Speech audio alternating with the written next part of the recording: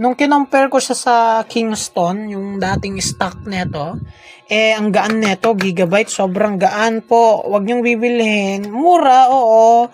Okay naman yung storage, tama, 956 imbes na 1 terabyte.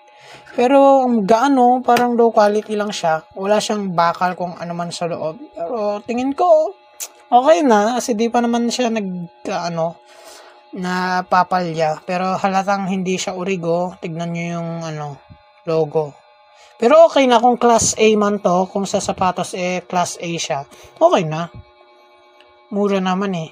Tsaka kung hindi mo naman gagamitin na parang primary storage or primary RAM, primary ROM nung laptop mo, okay na. Kung external lang, okay na to.